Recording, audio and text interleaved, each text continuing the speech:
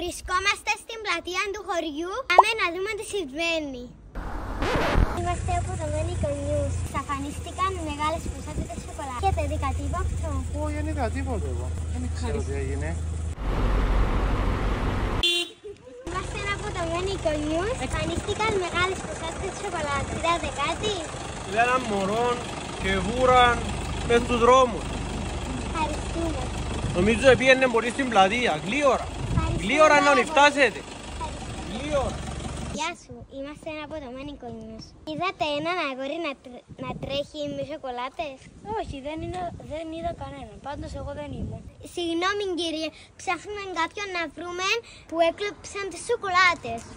Πού να τους στείλω, μόνο μου. Εγώ ήρθα δαμένα για να δοκιμάσω. Γιατί είπαμε ότι θα έχει χριστουγεννάτικο φεστιβάλ σοκολάτας. Του Νιόβρη, αμέσως στην πλατεία του Γορκού. Πες μας κι άλλα, πες μας κι άλλα. Θα ξεκινά από τις 2 το μεσημέρι, θα πάει λίγο αργά τη νύχτα. Θα έχει περίπτερα πολλά με φαγιά και σοκολάτες. Αλλά σίγουρα δεν θα λείπουσει το ζεστό κρασί και τη ζυβαϊνία. Έχει κάτι άλλο? Πόσα θα έχει ψυχαγωγία για τους μικρούς. Που είσαι που είπα εσύ. Μετά που να ψουν τα λαμπούθια του χορκού, να κάτσουν όλοι μαζί, με κάτι ρεμπέτες, να κάνουν συμπαρέα.